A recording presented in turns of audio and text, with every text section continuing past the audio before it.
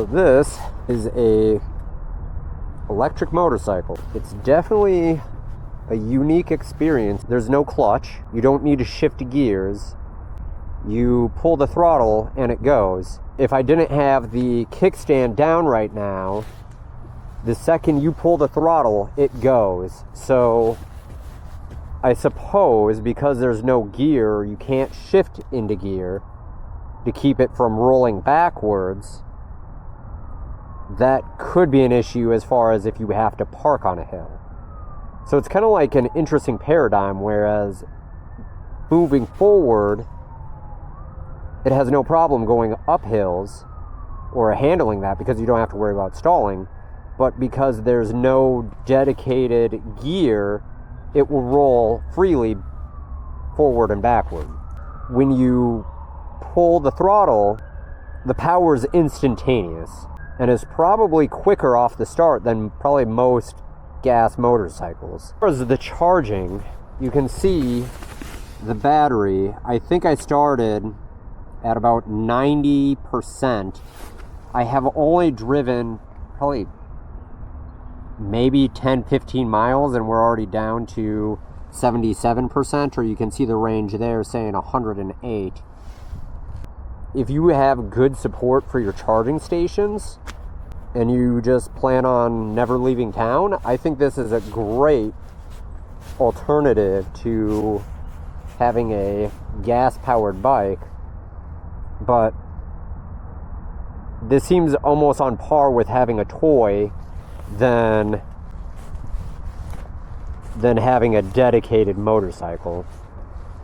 So the second I pull on this kickstand, as long as the bike is on and you got the starter on, the second I twist the throttle, it goes.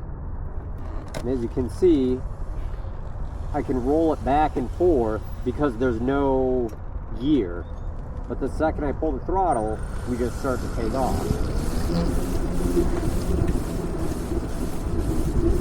The one thing to notice too is just how quiet this bike is.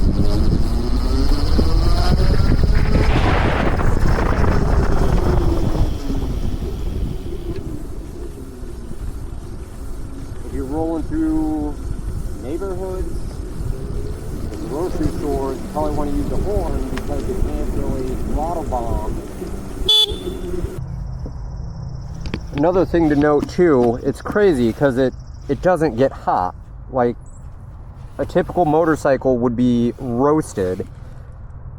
You wouldn't be able to touch the engine components, but this stays the same temperature.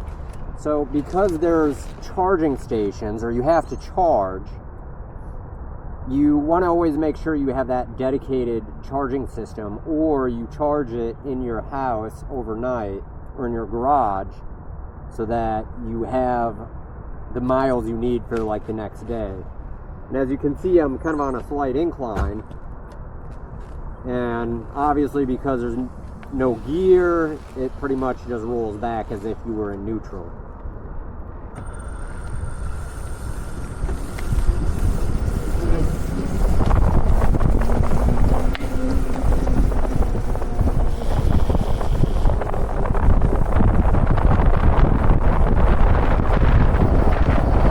So this is pretty much what it sounds like when it's constantly charging.